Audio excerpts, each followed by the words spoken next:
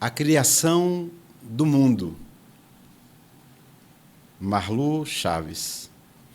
Eu lembrei que uma vez eu ouvi uma história. Um professor, quando eu era criança, contou em sala de aula e dizia que um dia Deus, passeando pelo mundo, encontrou um homem e disse a ele: "Você será eterno." E o homem respondeu: "Sim, eu sei, meu Deus. O Senhor inventou os escritores." O Conversa com o Poeta de hoje recebe, com muita alegria, uma pensadora, uma escritora, comunicóloga, roteirista de Salvador, nossa Roma Negra, Marlu Chaves.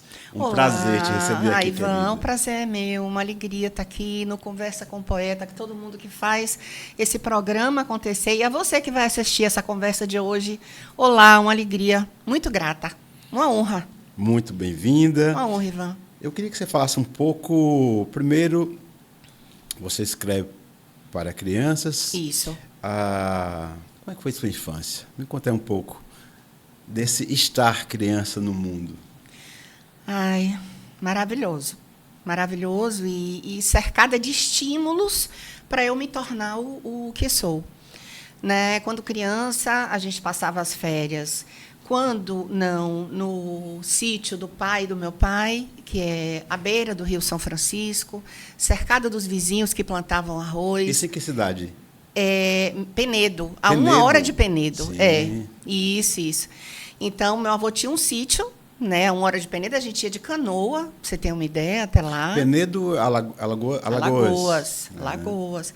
E a gente passava o mês de janeiro lá, e os plantadores de arroz vizinhos e trabalhadores vinham contar histórias sobre os mitos daquela região, né, que a população ribeirinha conhecia. Quando não era nesse lugar, era em Itapuã, né, no sítio do pai da minha mãe, vizinho às dunas de areia, em frente à praia da Pedra do Sal. De um lado o rio, do outro lado... Não, o do avô, o pai Sim. do pai, em Alagoas. Eu fico imaginando essa ponte na cabeça de uma criança, de um lado de um avô, o rio, do outro, a praia. Então, a tua infância ela já foi permeada pelo mar, pelas águas, pela água, dos rios e dos mares. Pela água, né? Muita fertilidade. E, assim, em Itapuã, o sítio era bem perto do mar. Uma tia, na noite de lua cheia, sempre contava histórias que os pescadores e as lavadeiras do Abaeté passaram de geração em geração quando eles eram pequenos, né? Então, esse era um momento de extrema fertilidade, de estímulo enorme à imaginação de uma criança. Né? Você imagina. Então, assim, uma das histórias recém-lançadas, que chama O Mistério das Dunas de Itapuã, nasceu desse olhar de criança que tenta recontar uma noite dessas, onde minha tia diz que uma bruxa morava nas dunas de areia, né, e que por isso a gente não podia ir sozinho lá, e que o nome dela era Morissa. E, a partir daí, ela desenvolve toda uma narrativa, que eu não sei até que ponto ela misturou com a dos pescadores, com a das lavadeiras, com a da própria imaginação dela. E nasceu esse livro que hoje a Calango está publicando, e que é o primeiro que eu escrevo para o público infanto-juvenil. Eu lembro o Dan Ribeiro. Dan Ribeiro é um dos grandes editores brasileiros, enfim, com livros publicados em vários cantos do mundo. Inclusive, agora está na Alemanha. Está, né? Na Alemanha. E ele me falava muitíssimo bem desse seu livro. Mas nessa época, quando criança, depois adolescente, já sonhava, já pensava em escrever? Não. Como é que surgiu? Quando essas histórias eram contadas, eu sempre ficava, enquanto criança, fazendo perguntas que os outros não faziam. Então, eu sempre achava que tinham buracos na narrativa. Né? E isso já era, segundo um professor de letras que eu tive, uma característica de quem gostaria, no futuro, de escrever e preencher esses espaços narrativos, porque minhas perguntas não eram comuns, né? Mas a primeira história eu escreveria assim, num contexto bem inusitado, porque eu tinha 21 anos, né? Eu já era uma jovem ficando adulta, uma jovem adulta, e cursava administração de empresas na Universidade Católica de Salvador. E estava muito entediada com o curso, né? Então eu falei, não, eu vou trancar essa faculdade, eu acho que não é isso. E como eu tinha economizado alguma grana trabalhando desde muito cedo, eu saí do Brasil, né? E quando eu voltei com vontade de escrever uma história, escrevi, eu trouxe para mostrar para vocês. Ela começou tudo, né? Foi a Princesa Primavera, né? Ela tem o parecer de Chico Buarque de Holanda, que ela foi publicada em áudio e livro, né? E isso assim muito me honrou, né? É um compositor que eu admiro demais, né? O Chico. E eu escrevi, mas não virou livro assim, né?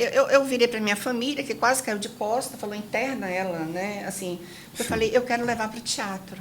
E aí todo mundo, mas você faz administração. Você não tem experiência em teatro, você não sabe dirigir. Mesmo com o aval do Chico Buarque de Holanda. Não tinha ainda. Não tinha, foi no início. Não tinha ainda o livro e o áudio, né? Aí eu falei, mas eu quero levar, eu era noiva, né? Aí o noivo chegou, mas com que dinheiro?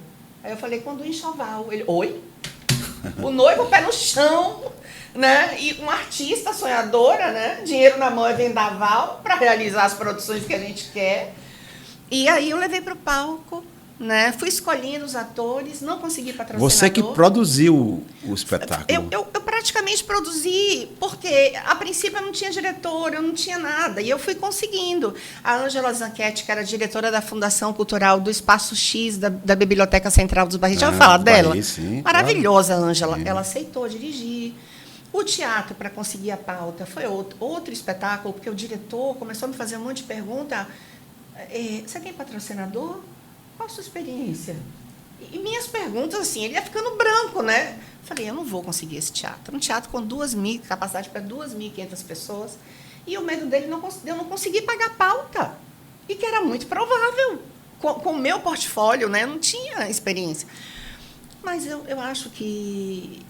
Eu acredito, né? O mundo espiritual conspirou que ele dissesse sim. Eu interpretei, eu levantei, eu imitei o vagalume, eu dancei, eu rebolei, eu pulei. Eu acho que, de alguma maneira, eu sensibilizei aquele coração, que tinha que ser cartesiano e que tinha que pensar nas questões administrativas, financeiras, de pauta. Não. E veio sim, e os atores já estavam escolhidos, e a Ângela Zanchetti começou a dirigir. 2 primas, excelentes produtoras executivas, tomaram a frente de produzir, mas o patrocínio furou, e foi o enxoval mesmo que bancou. Né? E o noivo, a essa altura, já de joelho, rendido pela beleza. Casou? Casei. Grande amor da minha vida. Então, um produtor que acreditou, né, no seu sonho. Chega a ficar emocionada. É o grande amor da minha vida, o pai do meu filho, né? E ele acabou rendido, assim, ele é muito cartesiano, né? E ele acabou rendido pelo esforço das pessoas em fazer aquele espetáculo. Pelo sonhar, né? E ele olhava para mim e ficava preocupado, assim, que perfil, né? Afinal, essa mulher é o quê, né? E eu acabei enchendo o teatro, eu paguei a pauta, 2.500 pessoas no Teatro da Casa do Comércio. E aconteceram milhares de coisas na estreia, a gente não tinha grana para fazer o efeito especial da bundinha do vagalume, que era um dos bichinhos da Floresta Encantada, e a gente improvisou uma lâmpada e deu choque, ele começou a pular no meio da estreia. A roupa do urso ninguém lavava. Quando ele levantava do braço, a formiga esquecia o texto e saía rodando tonta. Meu noivo, nervosíssimo, com medo que não enchesse. Ele que fazia o efeito especial. E como a gente não tinha dinheiro para o gelo seco, a gente conseguiu o patrocínio da Enérberos, que vendia extintores.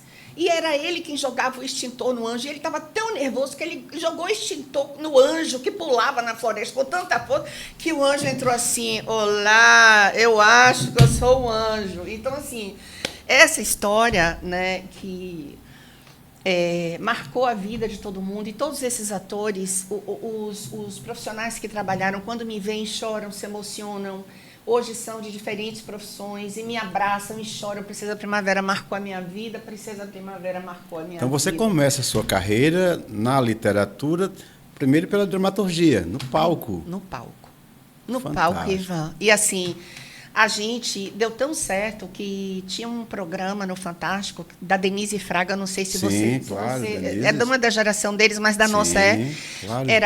Ela contava histórias singulares, né? E a minha foi escolhida para contar essa história. E aí você abordou assim, Marlu, uma coisa que me emocionou quando seu noivo se pergunta, né? Que mulher é essa? Me emociona porque eu sei que a mulher, o estar mulher no mundo, não é uma jornada fácil. Eu sempre, em todas as edições do meu programa, eu abordo isso com muita valentia, porque é um tema que tem que ser abordado, sim, com muita coragem, assim como o racismo. O machismo é uma das ações estruturais mais cruéis da história da humanidade. E eu acho que o homem, ele não basta apenas no Dia da Mulher ou no dia do aniversário das suas companheiras, filhos, dar flores, ou fazer poemas ou músicas, mas ele tem que se afirmar também nessa luta como um grande parceiro nas discussões, nas empresas, nas escolas, dentro de casa, com seus filhos. Então, o que é ser mulher e escritora no Brasil, que é um país machista e que não lê? Eu brinco muito e digo, é preciso ser muito macho para ser mulher.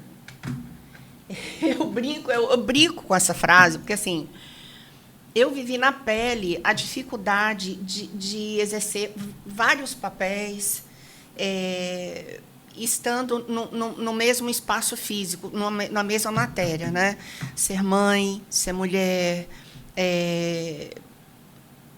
ser profissional, né? Porque quando você fala disso aqui, né? Quando você fala dessas coisas, você está falando de filhos, né? Você está falando de uma coisa que leva uma energia e outra enorme. Gestação, né?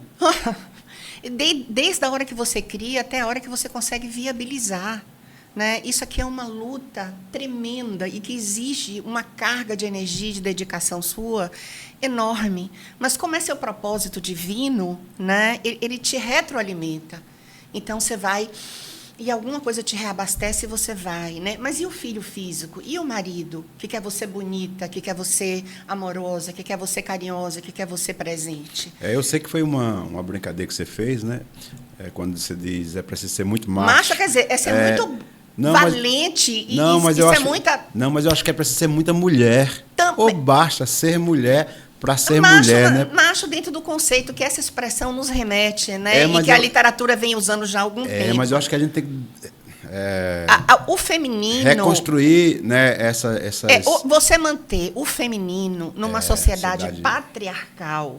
Sim. E que exige de você posturas de braveza, de coragem, de instituir conceitos e valores, né? Você está o tempo inteiro nessa corda bamba. Sim. Do feminino, masculino, né? Eu acho que o planeta ele deve se assumir como feminino.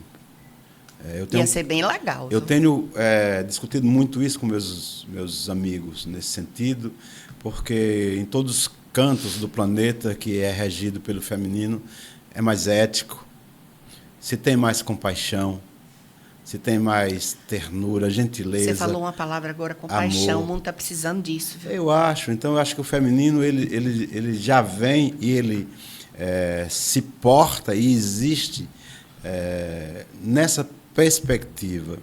E eu acho que a valentia das mulheres vem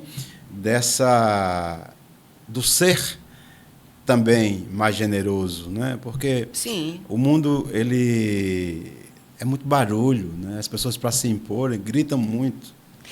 Gritam muito. Eu acho que assim, você lutar, desbravar, ter coragem, né, para se impor, para se posicionar, sem perder a delicadeza, sem perder a compaixão, sem perder a doçura, né, sem perder aquele jeito mulher de ser, Sim. que eu acho tão particular.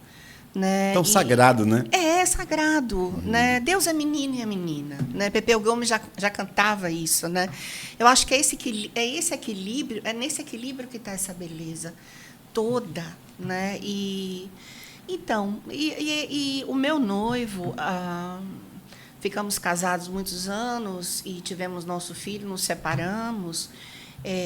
mas vamos estar juntos eternamente nesse filho, né, que foi a coisa mais linda, uma das coisas mais lindas, né, o filho físico e os psicológicos também. E ele acabou se doando nesse momento, e a gente estreou, e a gente entrou em cartaz. Depois eu tive que voltar, só prosseguindo, né, Ivan, para dar continuidade aos livros. Eu tive que voltar para a faculdade, eu me formei, e eu fui para o mercado de trabalho. Nessa época, Iago, meu filho, já estava com 1 ano e meio, e foi a época que eu pude voltar.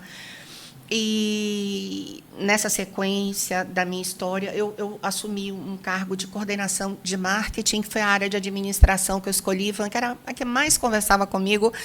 Administração de empresa, você conhece todas as áreas da empresa, mas a que mais conversava com minhas habilidades era a de comunicação. Sim. Então, natural que eu escolhesse. Então, fui para essa empresa e o dono acabou me transferindo para cuidar de um estúdio de criação. E, nesse estúdio, onde tinha um designer, tinha um ilustrador, era uma espécie de estúdiozinho que ia trabalhar para publicidade, mas ele também queria produzir coisas para criança. Ele me perguntou: você tem alguma coisa para criança? Porque ele começou a ver o meu perfil nas campanhas, né?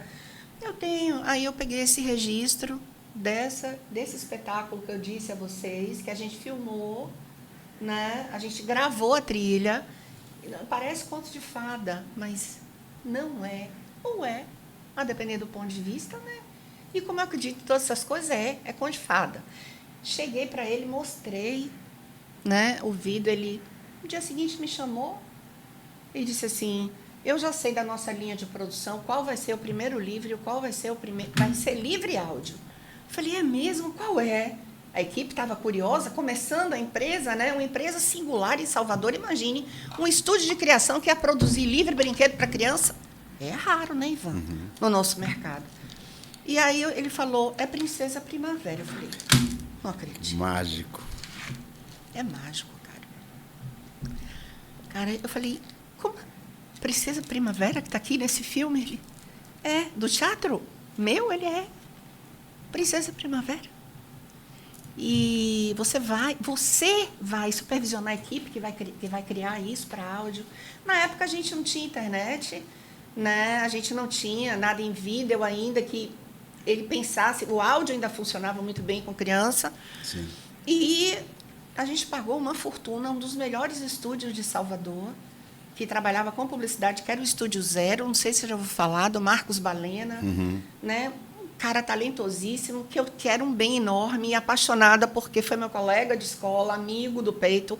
E ele fez, olha, os músicos e a trilha desse trabalho. Olha, acho que o primo do Luiz Caldas cantou O Sol, a back vocal da Daniela Mercury cantou a música da Lua. E foi um trabalho. Os atores que ficavam nos biombos do estúdio fazendo os personagens são atores maravilhosos. A Evelyn fez a borboleta, o Tiago, acho que é o Mastroianni, que é jornalista da Rede Bahia, fez o Urso e o Passarinho. Então, era assim, era só gente de quilate. E aí, minha prima é afilhada do Chico Buarque de Holanda, trabalhava na empresa comigo, era da área comercial. Falou: a minha mãe, ele é padrinho dela, né, porque o pai dela foi um dos primeiros a ter lojas de disco em Salvador, o Roni Berdat, e ele que descobriu a Gal Costa.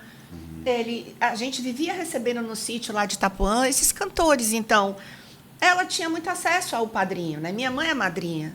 Então, ela mandou para o Chico, e o Chico, quando ouviu, escreveu esse parecer, que só me honra, né? Falou comigo no telefone e falou: eu não sabia que estava se fazendo um trabalho de tanta qualidade a nível de áudio infantil aí, né? E deu um parecer, e a Sony autorizou que saísse. Então, foi publicado o áudio, que é um presente para você. Oh, gratidão, querida. Quero que você escute. O Fernando Guerreiro já ouviu esse trabalho, e é incrível como ele remete a todos esses grandes profissionais, inclusive ao Guerreiro,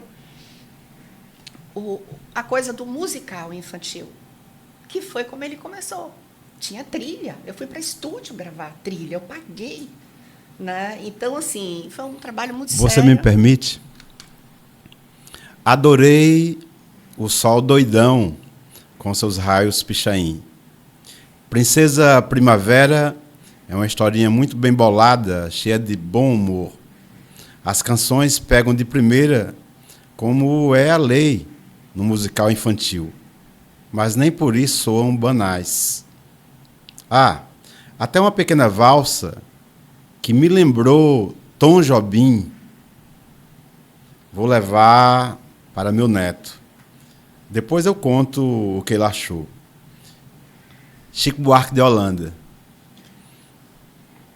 Vale a pena sonhar, né? Vale. Vale a pena acreditar. Vale. E tudo isso tem a ver, que eu acho que é o mais importante, Vivian, e que não fala só de mim, com o nosso propósito divino. Né? Você tem um propósito divino, né, que eu tenho, eu acredito nisso, né, que a gente não é dono de verdade absoluta, mas eu acho que houve um acordo com o Pai maior, o Criador de todas as coisas que há sobre o céu e sobre a terra, quando a gente veio para cá. Eu vou fazer isso aqui, eu vou tentar fazer isso aqui, tá? Aí ele te dota de habilidades e competências, ele lhe instrumentaliza para isso, né?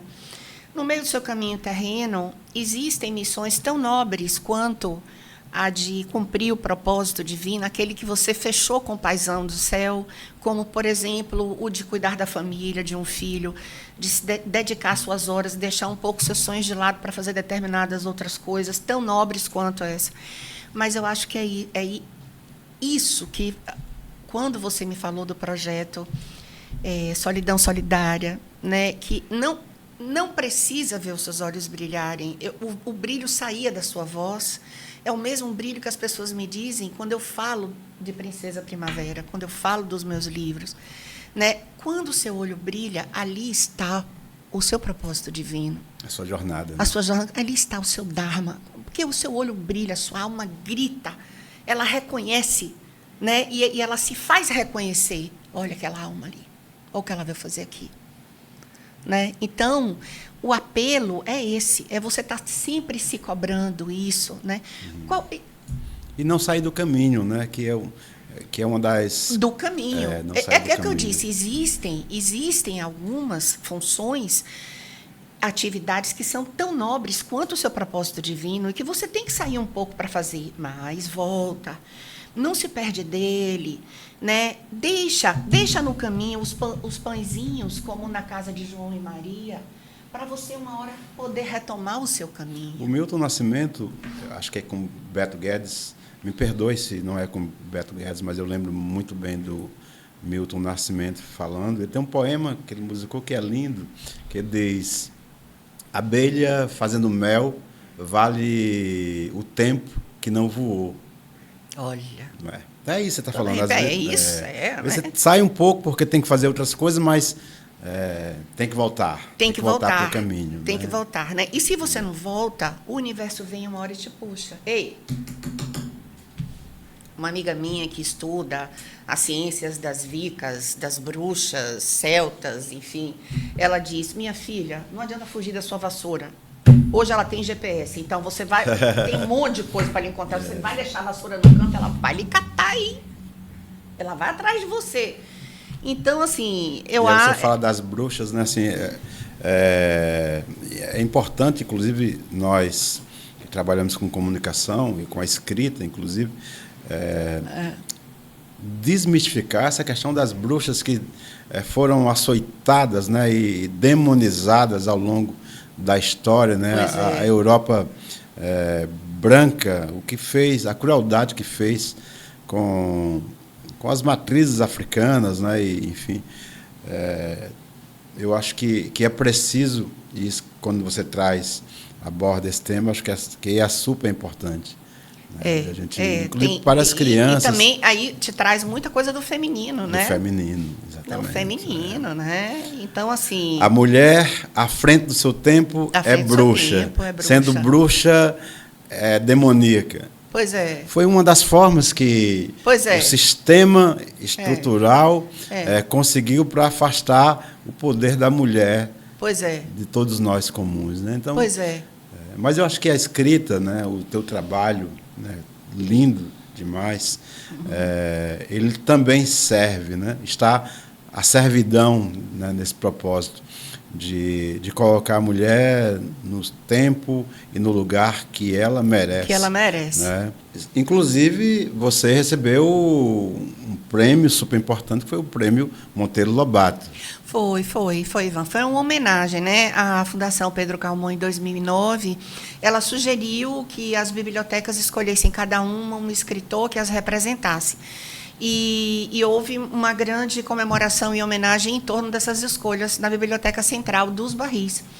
E eu fui a escolhida da Biblioteca Monteiro Lobato. E o trabalho que fez, né, que a biblioteca escolheu para me homenagear, foi essa coleção aqui, tá, gente? Não sei se dá para vocês verem, tá? Que fala sobre a influência da cultura africana na brasileira.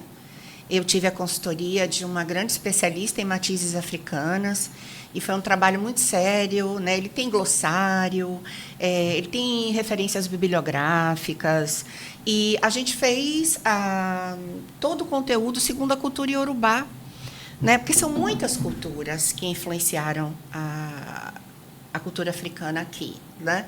Então, a gente escolheu a iorubá porque aqui a gente tem mais informação, segundo a especialista que deu consultoria para a editora nesse trabalho.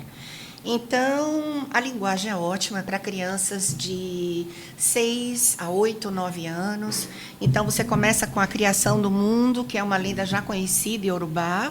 A gente só teve a permissão para retraduzir e trazer ela para a coleção.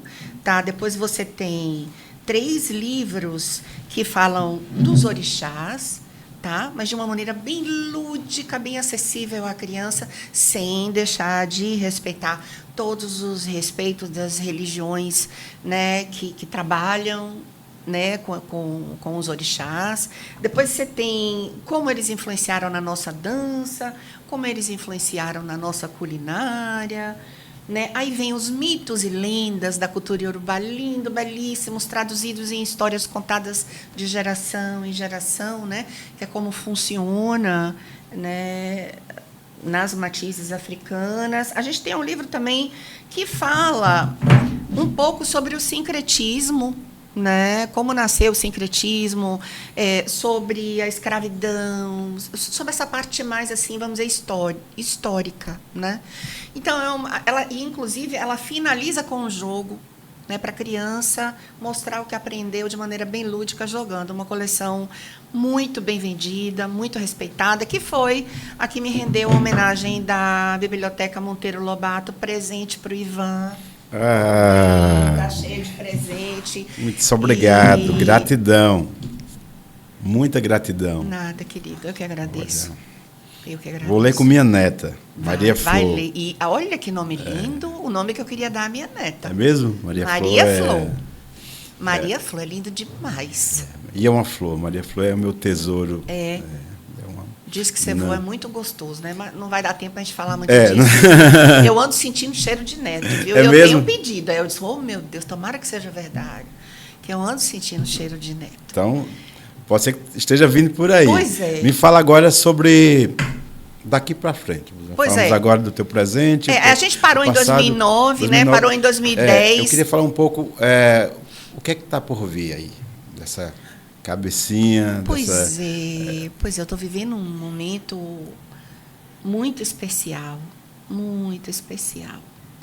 porque é um momento que eu vou poder me reconectar com aquele propósito divino do qual eu te falei, e que eu tive que desviar, ou parar um pouco, ou sair um pouco do caminho por razões tão nobres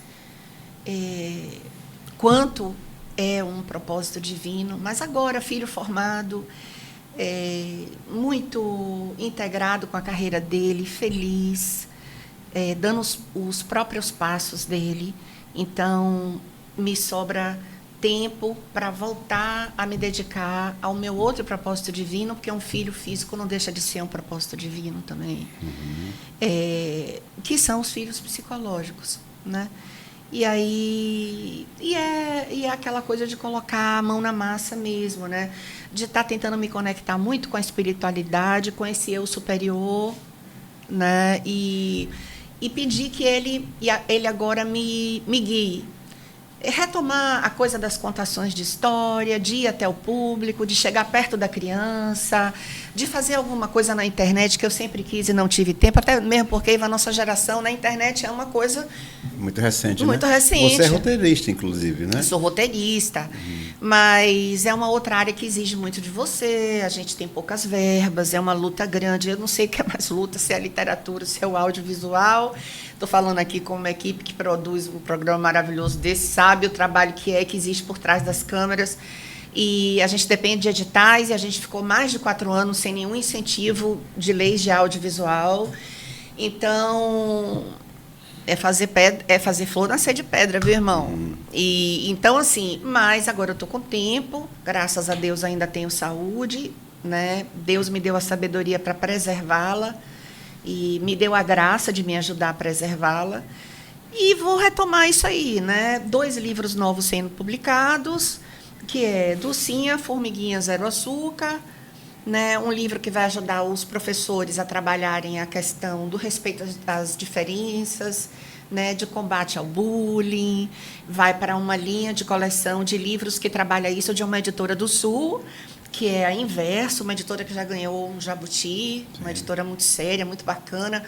E é uma formiguinha que nasceu sem gostar de açúcar, e por isso ela é extremamente discriminada, né? Porque ela é diferente da maioria. Fantástico. E ela vai e ela fica super conhecida porque ela começa a fazer doces a partir do açúcar das frutas, que é o único que ela não enjoa. Então, é um bom pretexto para falar de saúde, de alimentação saudável, de ter criatividade para comer gostoso, sem fazer mal, de respeitar o outro, independente do que ele goste, do que ele não goste. Respeite o outro por ele ser o que ele tem que ser, que a gente tem que ser o que tem que ser, o que veio ser. A gente não tem que ser o que o outro quer que a gente seja. Né? Quem fala aqui hoje é uma pessoa que já viveu, né? E divide isso com vocês, com muita consciência disso. Né? A gente tem que ser o que veio ser, tem que ser. Né? Não adianta psicoterapeuta, não adianta psicanalista, não adianta psicanálise. O que vai te curar é ser o que você é. O que vai te curar. Bravo. O que vai te curar é fazer seu propósito divino. Por mais difícil que ele seja. Não é ele, nem ela, nem aquele. Não fique procurando um monte de gente para se esconder e para se auto-boicotar. Quem tem que resolver o seu problema é você. Se olha no espelho, a pessoa que pode te curar é você. Né? É você seguir o seu propósito divino. Você é a sua cura, né? É, o seu propósito divino, né? E eu falo isso depois de ter apanhado muito, depois de ter sofrido muito, depois de ter adoecido, porque me auto-boicotei, porque não queria enxergar as coisas que eu tenho que enxergar. Então, eu estou nesse momento, Ivan, né? De me perceber, de me enxergar como eu sou, né? De me amar, de ir atrás do meu propósito divino, de ter coragem disso. É esse momento, né? De usar meu tempo. Vamos correr atrás. As suas palavras, Malu, elas, nesse momento, curam. Né? Porque no momento que estamos aqui batendo esse papo lindo, deve ter pessoas que estão nos assistindo agora que se desviou do seu propósito divino, não sabe como voltar, e se tem que voltar. Então, com as suas palavras, elas servem de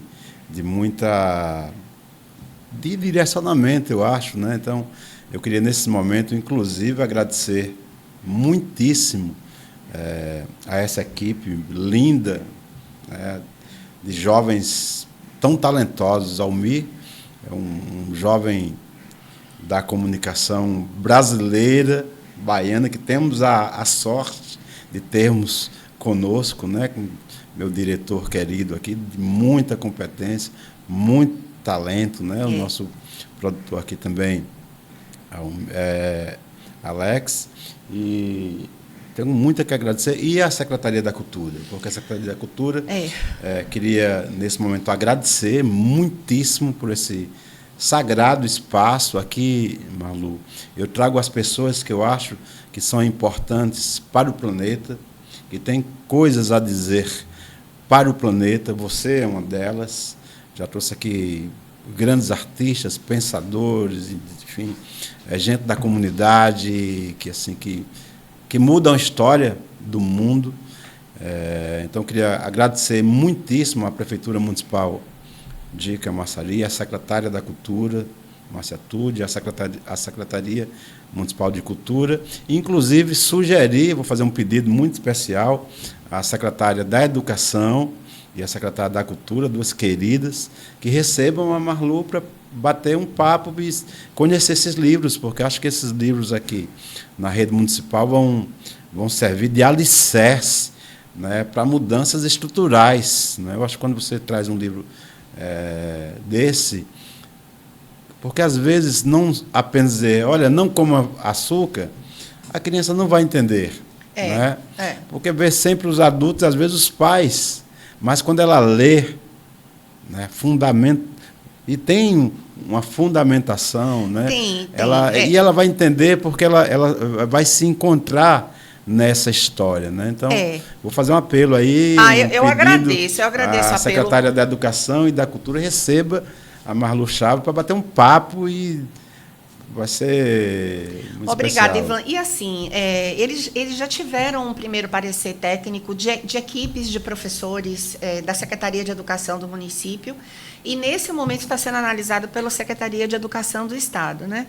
E de outras secretarias, inclusive de Mogi das Cruzes, né? Que não é nem daqui e tal, lá para os lados de São Paulo e tudo, e sempre muitos elogios ao trabalho, né? E eu vou fazer um pouco a propaganda, porque vale a pena, porque nasceu de um trabalho mesmo muito sério, não só a Dulcinha, né, que a gente começa a falar de alimentação com as crianças de uma maneira lúdica, né, saudável, apontando para as diferenças entre os açúcares. Isso já é feito em países que você nem imagina, né? E a gente está começando a pensar em humanizar a cantina, escolas da rede privada começando em humanizar a cantina, né, para não ter sempre comidas tão gordurosas, né? E os que não podem tanto açúcar, os que têm algumas restrições alimentares, se sentirem incluídos também, né? Então, eu acho que a Dulcinha vem muito a calhar nesse contexto, né?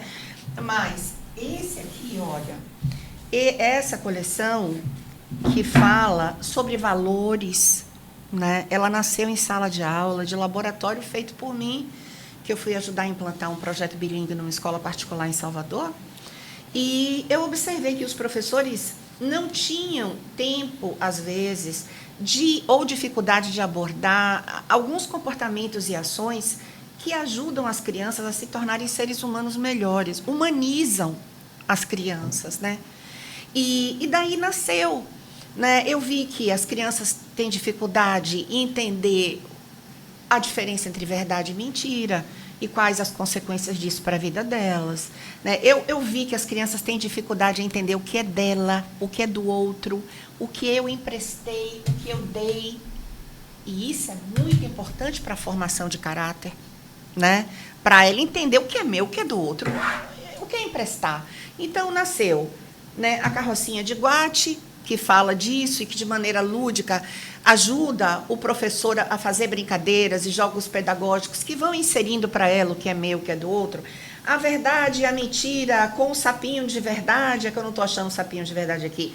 Gá Gabriel, né? Não é sem propósito que é Gá Gabriel, ele é gago e sofre muito bullying, né? Então, cada livrinho desse traz uma maneira, uma ajuda através de uma história divertida para ajudar o professor a tratar essas questões que humanizam essas crianças, né? Adulto de valor, gente, isso não é discurso, não. Se faz de criança, de pequeno, né? Então, essa coleção tem essa proposta de dar a mão ao professor nisso aí. Tá certo aqui? Vamos lá. Aqui tem projeto pedagógico, tem livro do aluno.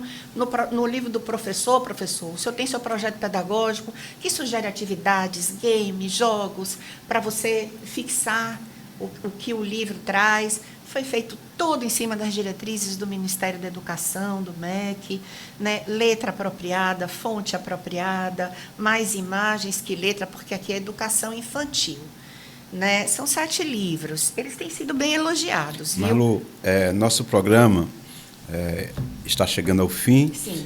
Mas queria dizer que nós, além da TV Cultura, aqui de Camaçari, nós estamos